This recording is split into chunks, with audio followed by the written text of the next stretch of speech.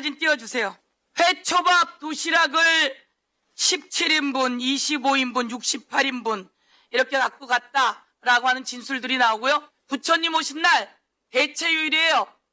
이날 연어파티가 있었다고도 해요. 김성태 1시 33분, 방용철 1시 33분, 이화영 1시 33분, 1313호, 1313호실 누구 방이에요? 저희 방입니다. 박상용 검사방이죠? 그렇습니다. 내가 일요일 부처님 오신 날 이야기했는데 본인이 요구해서 그랬다? 3명이 동시에 요구했어요? 어디서 거짓말을 하는 거예요 지금? 답변 기회를 주시겠습니까? 답변해보세요. 이화영 부지사 같은 경우에는 주중에는 접견이 굉장히 많았기 때문에 주말 조사를 선호하는 면도 있었습니다. 저 사건 같은 경우에는 김성태, 방용철, 이화영의 3명의 대질 조사가 중요했기 때문에 이화영 부지사의 스케줄에 맞춰서 조사를 하는 편이었습니다. 어떻게 이렇게 뻔뻔스럽게 거짓말을 하죠? 교도관들이 술 마시고 진술 세미나 있었다는 취지로 증언하고 문건도 있어요. 법무부가 감찰을 했거든. 그게 나왔잖아요. 아주 디테일하게 나왔죠. 저 검사가 이화영 부지사 공소장을 작성한 사람이에요. 근데 박균택 의원이 야 똑같은 사건인데 매번 돈 준 사람 돈을 준 시기도 다르고 받은 사람도 다르고 받은 장소도 다르잖아. 하나의 사건인데 어떻게 다 다를 수가 있어 이거. 말도 안 되잖아 했더니 그럼 무죄가 나오겠죠. 그러고 두 번째 나와서는 진술 파티 했지. 법무부 감찰에서 얘기한 걸 듣고 한 거거든요. 그렇게 물어보는데도 안 했습니다. 이거 왜 일요일 날 불렀어? 그거는 이화영 부지사가 원해서 그랬다. 우선은 사실 핵심은 이거예요. 김성태, 방용철, 이화영, 안부수 등등의 공범이에요. 공범들은 철저히 분리돼야 됩니다. 수사기관 입장에서도 공범들이 같이 모여서 뭔가 대화를 하면 진술을 짜맞출 거기 때문에 입을 맞추면 안 되잖아. 그런데 김성태가 구속되어 있는 기간이 1년이 채 안 됩니다. 1년이 채 안 되는 기간 동안 총 180회를 수원지검에서 불렀어요. 방용철도 거의 비슷한 수준으로 왔고 이화영 같은 경우는 정신차려 이화영 그때가 7월 어간인데 그때까지 한 40여 차례를 불려갔고 그중에 휴일에 불려간 날은 열흘 정도밖에 안 됩니다. 평일날 변호인 접견이 하도 많아가지고 휴일날 불렀습니다. 그렇게 얘기하잖아요. 말도 안 되는 소리예요. 평일날 변호인 접견이 있다고 하더라도 검찰은 그걸 무시하고 불러갑니다. 변호인 접견이 취소가 돼요. 그렇게까지 불러 제껴놓고서도 모자르니까 휴일까지 불러간 건데 그러니까 핵심은 100차례가 넘도록 공범들을 불렀다. 법무부에서 연어술 파티가 있을 거라고 지목한 날이 5월 17일입니다. 5월 17일 날 이화영 부지사의 출정 기록을 보면 3개로 나뉘어요. 오전, 오후, 저녁. 이게 3개로 나누고 오전에는 1505호실에 갑니다. 조사 시작하기 전에 한 20분가량 변호인이랑 접견을 해요. 오후에는 이제 그 검사가 바뀌어서 1313호실, 방금 나온 박상용 검사. 박상용 검사가 소환을 하는데 이화영 부지사가 소환을 거부하고 구치감에서 대기를 해요. 그리고 저녁 때는 다시 1313호실로 간 것 같아요. 그런데 박상용 검사는 지금 뭐라고 얘기하냐면 그날은 변호인이 입회를 했다. 변호인이 입회했는데 내가 어떻게 술을 먹었겠냐 라고 얘기했는데 변호사는 오전에 딱 간 거예요. 그런데 그날 변호사가 왔다는 사실 그리고 조사가 있었다는 사실 그리고 자기가 소환을 했다는 사실 요 3개를 자신한테 유리한 부분만 짜맞추기를 해가지고 변호사 입회했는데 어떻게 술을 먹어요? 근데 실제로는 변호사 없는 소환이 있었다. 그렇죠. 그 얘기를 안 하는 것이고 네네. 그리고 그 부분에 대한 증언을 그럼 교도관이 한 거 아니에요? 여기에 대한 증언은 상당히 풍부합니다. 저 일이 있고 나서 저녁 늦게 이제 그 구치소에 복귀를 하는데 바로 옆방에 있는 수감자들이 안 자고 있었대요. 가다가 눈이 마주치니까 야, 나 저 구치소에서 회랑 술도 한잔하고 왔다 이러고 하고 들어갔다는 거예요. 그때 그 수감자들 다 찾아냈고 또 하나는 교도관들이 이제 출정을 하면 언제나 그 수감자들이 본인 가시거리에 있어야 됩니다. 발생한 상황들을 출정지에 다 기록을 해요. 그런데 이 교도관들이 정말 디테일하게 기록을 했다는 거예요. 어떻게 아주 기록했어요? 자세하게. 어떻게? 예를 들면 박상용 검사가 했던 수법 중에 하나는 검사실 왼쪽에 집무실이라는 곳이 있습니다. 뭐 검사에 따라서는 뭐 간이 침대도 있고 이런 방인데 이런 방들은 대부분 복도에 별도 문이 있습니다. 그러니까 동선이 조사실에서 연문으로 들어가서 복도 나갈 수가 있는 거예요. 아. 이렇게 된 구조인데 박상용이 이게 정말 이 야비한 게 진술 회유를 본인이 안 합니다. 본인이 안 하고 언제나 김성태를 시켜요. 그러면 김성태랑 이화영을 집무실로 데리고 들어가요. 그러면 교도관들이 안 보이니까 거기 들어오려고 하잖아요. 그러면 야 무슨 교도관이 검사 집무실까지 들어오냐. 너들 조사실에 있어라. 가시거리에 벗어난 상황을 만들어 놓고 교도관들은 조사실에 있고 자기는 복도문으로 빠져나가 버리는 거예요. 그러면 그 안에 김성태랑 이화영만 있고 그 자리에서 이제 김성태가 이화영한테 형님 이재명 끝났어요. 조금 있으면 구속될 거예요. 형님 지금 이재명한테 아무리 충성을 다 해봤자 이재명 죽을 건데 충성하면 뭐합니까? 김성태를 통해서 회의하도록 만드는 거구나. 대부분의 회유가 그렇게 발생합니다. 교도관들이 이런 정황을 다 적었다고 합니다. 집무실로 데리고 갔다. 그래서 내 시야에서 벗어났다. 나도 집무실로 들어간다고 요구했지만 박상용 검사가 이렇게 했다. 그래서 어떠한 갈등이 있었다. 그래서 그 집무실 안에 몇 분 동안 있었다. 이런 것도 다 적어놨고 여섯술 파티는 집무실 말고 그 반대쪽 오른쪽으로 들어가면 이제 영상 녹화실이라는 곳이 있는데 영상 녹화실은 또 스튜디오 같은 구조입니다. 그 안에는 녹화실이 있고 그 밖에 이제 조그맣게 이제 엔지니어들 컴퓨터 있는 그 방이 있고 그 방에서 안에 영상 녹화실이 창문으로 이렇게 보이게 돼 있는 건데 교도관들한테는 녹화실까지 못 들어오게 하고 그 엔지니어 룸에서 그 창문으로 쳐다봐라. 그래서 교도관은 그 밖에 놓고 그 안에서 술을 먹은 거야. 그러면은 교도관들이 다 봤을 거 아니야? 봤죠. 봤고 거기다가 다 적어놨고 누구가 좌석 배치가 어떻게 돼 있고 어떤 안주가 들어왔고 흔히 이제 식당에서 쓰는 이제 스텐으로 된 한 1리터 정도 되는 물통 있잖아요. 그런 물통에 담긴 액체를 종이컵에 나눠 마셨다. 이 그러니까 정도까지 디테일하게. 교도관들은 그 안에는 못 들어가고 검사가 당신들 요 바깥에 있어. 볼 수 있는 상황에서 술 파티가 벌어졌다는 거 아니에요. 그렇죠. 그래서 그 사람들은 그 상황을 다 기록했어. 꼼꼼하게. 이건 제 추측인데 나중에 문제될 거라는 생각을 했던 것 같아요. 그러니까 그래서 문제가 됐을 때 본인들의 알리바이를 만들기 위해서 아주 디테일하게 적었던 것 같습니다. 그래서 술 파티 했다는 게 정확하게 기록으로 남아 있다는 거 아니에요. 네, 그렇습니다. 그러니까 단순히 기억해서 교도관들이 그때 술 마셨던 것 같은데요. 이게 아니고 실시간으로 본 걸 다 적어놓은 거 아니야. 그냥 진술이 아니에요. 페이퍼로 다 남아있는 거. 그러니까 이게 다 있는데 저 검사 술 파티 안 했습니다. 대놓고 거짓말하는 거예요. 대놓고 거짓말하는 거죠. 야, 근데 내가 저걸 보면서 우리 백정환 선생님을 다시 모셔야겠다고 생각했어요. 저런 검찰을 상대했던 거야.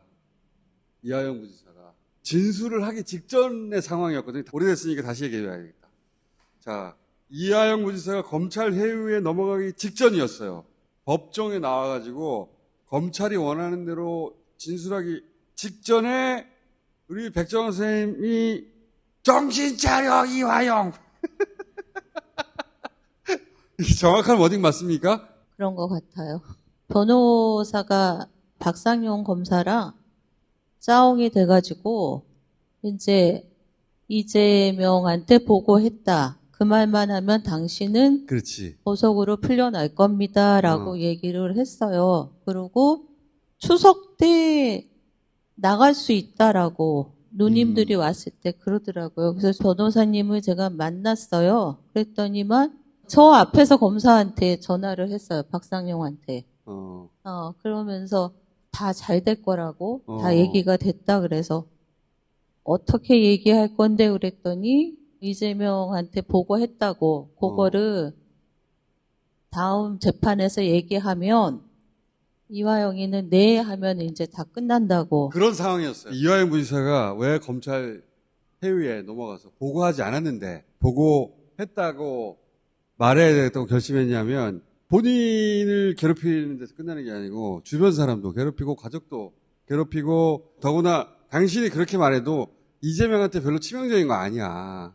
괜찮아. 다 얘기됐어. 라고 변호인도 얘기하는 거예요.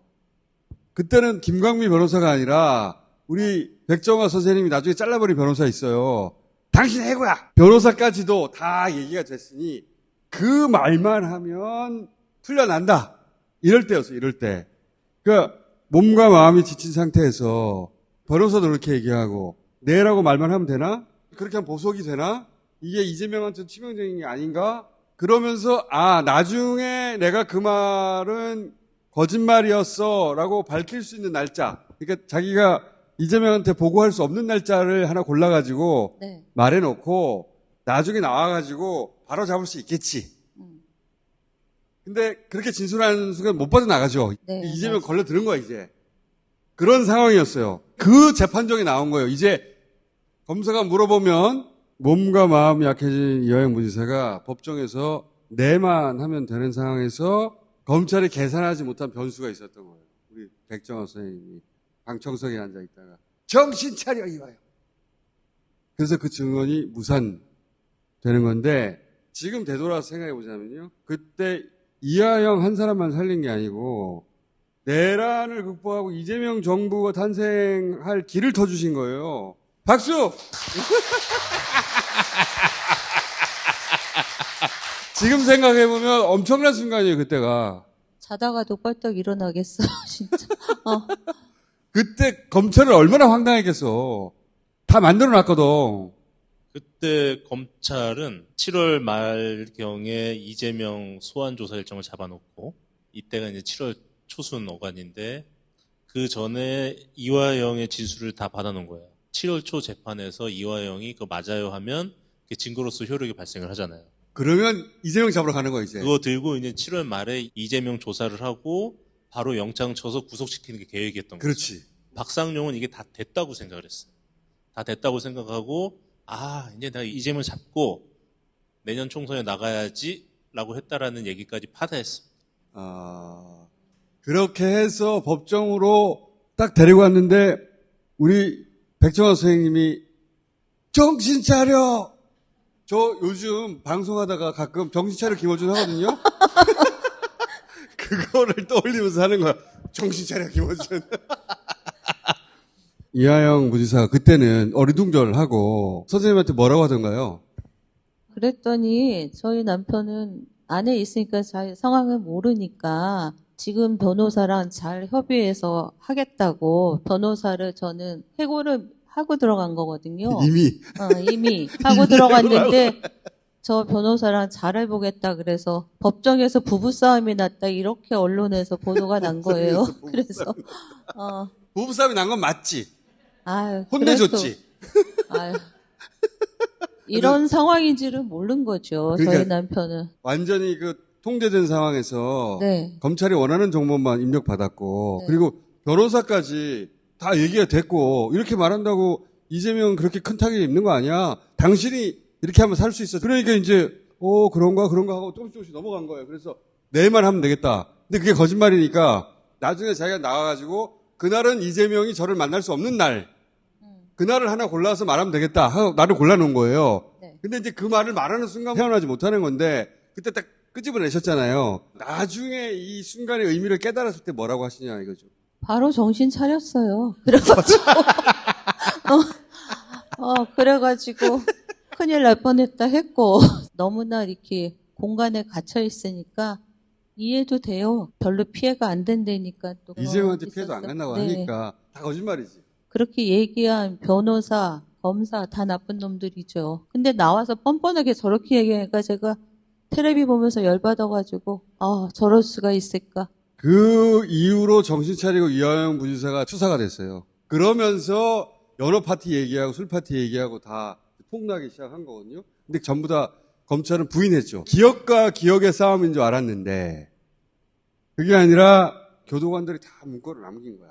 이화영 부지사가 했던 주장을 거의 고스란히 백업하는 내용이 기록으로 남아 있었던 거예요. 정말 뻔뻔하게 나오잖아요. 대한민국 검사들은 검찰권 갖고 장난치다가 혼나본 적이 한 번도 없습니다. 그렇지. 서울고검에서 감찰 들어온다고 하는데 서울고검도 어차피 검찰인데 다 같은 편인데 뭐. 그래서 정말 검찰권 갖고 장난치다가 패가망신한 스타트를 한번 끊어놔야 그 스타트가 저는 박상용 검사가 됐으면 좋겠습니다.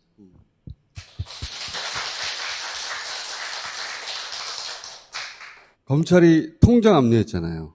2년 전에 나오셨을 때 이제 따님 책 소개했는데 그 정도로 생활에 뭐 그렇게 큰 도움이 되겠나. 그 이후로 이 통장 압류해 가버렸으니까. 제가 그 요양보호사 하고 있어요, 지금. 저희 남편이 이제 공무원이라 공무원 연금이 이제 65세부터 돼서 들어오는데 그것도 압류했더라고요. 저도 90세 치매의 엄마를 모시고 있어요. 또 전세금도 압류해가지고 부딪히면 부딪히는 대로 해결하고 있어요. 열심히 살고 있습니다. 너무 스펙타클하지 않게 설명을 하시는데 이게 통장 압류 부분만 제가 좀 설명을 드릴게요. 일반인 접견은 전부 다 녹음을 합니다. 실시간으로 검찰로 들어가요. 어느 날 이제 변호사비도 쓰고 생활비도 쓰고 해서 돈이 다 떨어지니까 살고 있는 아파트 전세를 빼서 이제 조그만 아파트로 이사 가서 이제 그 차익을 가지고 좀 생활을 하시려고 그래서 이제 작은 아파트를 계약을 한 거예요. 부지사님 접견을 가서 여보 우리 이사 가려고 해서 작은 아파트 계약을 하고 계약금 냈어. 검찰이 당연히 들었겠죠. 듣고서는 지금 살고 있는 아파트 전세금을 압류해버린 거예요. 아, 나머지 잔금을 치러야 되는데 이걸 못하게 막아버린 거예요. 계약금 날리라고. 한두 푼도 아니고. 그러니까 아주 그냥 그 죽어라 하는 거지. 집안을 그냥 말려 죽이려고 한 겁니다. 그래서 항고하게 만들려는 거 아니에요. 제발 원하는 대로 내가 다 진술할 테니 그런 식으로 굴복시키는 건데 그게 안 통하긴 했지만 대신 너무 괴로우시잖아. 그렇죠. 변호사비도 다 못 드려서 죄송하고 그러고 있어요. 제가 그래서 도울 방법이 없을까? 기부를 좀 받으려 했더니 기부법 위반이 될 것 같아서 생각해냈던 게 이제 카카오톡 오픈 대화방에서 모금은 합법이에요. 제가 여기서 제 계좌번호를 까고 후원해주세요 이러면 위법입니다. 예, 근데 한정된 멤버 내에서 이제 후원을 하면 그건 합법이거든요. 그래서 단톡방을 만들었고요. 그 단톡방에 들어오시면 이화영 부지사와 사모님에 대해서 후원하실 수 있는 방법들이 다 단톡방에 들어가서 공지사항에 네. 후원 계좌가 있습니다. 단톡방을 어떻게 찾아요? 힘내라 이화영. 힘내라 이하영을 검색해서 네네. 거기 단톡방에 들어가면 김광민 변호인과 백정아 선생님이 함께 들어있는 단톡방이 있고 단톡방에 들어가서 하나의 그룹이 되면 그 안에서는 도움을 줄 수가 있다. 그렇죠. 불특정 다수가 아니기 때문에 네네네. 아하. 왜 말을 안 했어? 자기들끼리 조그맣게 방 만들면 어떻게 알아? 어? 저는 이 정신차려 이하영이 우리 공동체를 구한 한마디라고 생각하거든요. 시간이 지나면 지날수록 그런 생각이 들어요. 그런데 법원에서는 회 이런 거 다 인정 안 했어요. 그래서 그냥 형이 확정됐단 말이죠. 형이 확정됐어도 이재명 대통령은 본인의 측근이었기 때문에 대놓고 첫 번째 사면 복권을 못하는 거예요. 그러니 그 시간이 계속 길어지고 있어. 그 사이에 생활은 점점 고통스럽잖아. 그러니까 도울 방법을 찾아야 한다. 있다는 거네요. 예, 그렇습니다. 힘내라 이화영 단톡방 들어오시면 됩니다. 단톡방에서 힘내라 이하영 그 안에 들어가야 돼. 이게 앞으로 6개월이 걸릴 수도 있고 1년이 걸릴 수도 있어요. 그렇게 되자마자 검찰에서 뭘 했냐면 김성태가 이렇게 다 아무 말 대잔치를 해놓은 내용들 추가로 3건을 더 기소를 해요. 너 죽어봐라. 그 3건이 지금 재판이 진행 중입니다. 이화영에게 유리한 증언을 했던 증인들을 싹 다 불러다가 위증으로 다 기소해가지고 그 사람들도 재판을 받고 있고. 야, 검찰한테 덤비면 너희들 죽는 거야. 이걸 보여주려고 하는 거잖아요. 그리고 자기들이 지은 죄가 있으니까 끊임없이 덮어야 되는 거야. 자기들한테는 기소권 있으니까 수사권하고. 그렇죠. 감찰이 아니라 재수사를 해야 돼요. 이 건은 정말로. 청문회 보고서는 이게 안 되겠다. 다시 공수해야지. 방법이 있다. 힘내라 이화영. 힘내라 이하영 검색해서 찾아서 거기 들어가면 다 안내돼 있다. 예. 그거를 윤석열 정권에서는 대놓고 말을 잘 못했지. 무서워가지고. 이화영 부지사님 연배쯤 되시는 분들은 학생운동 했던 인연이 끈끈하잖아요. 그런데 이분들마저 생활비를 못 보태주시는 거예요. 못 버티지. 내가 돈 한 푼 줬다가 나까지 털리니까. 그렇지. 왜냐면 검찰이 다 때려잡으니까 주변에 있는 사람 다 떨어져 나가라고 이렇게 하는 거거든요. 그래서 고립돼서 더 이상 버티지 못하고 검찰이 원하는 대로 만들려고 하는 거예요. 근데 그거를 우리 백정아 선생님 같은 분이 버틴 거예요, 다. 청문회 보면서. 맞다. 저 때 못 막았으면은 저 때 이재명 딸려 들어갔습니다. 영장 나왔어요, 그때. 이화영 부지사가 그 얘기 보고 했다고 하는 순간 딸려 들어가는 거예요, 그냥. 그렇죠. 저는 무조건 나왔다고 봅니다. 네. 딸려 들어갔는데 그때 이게 끊어져가지고 검찰이 그래서 얼마나 열받았겠어. 그러니까 이화영 계속 조지는 거야. 계속 지금도 주변 다 괴롭히고. 자, 힘내라 이화영 방법이 있다. 그리고 한 달쯤 있다가 다시 한번 모실게요. 얼마 모였나. 고맙습니다. 그때 또 뵙겠습니다. 감사합니다. 감사합니다. 고맙습니다.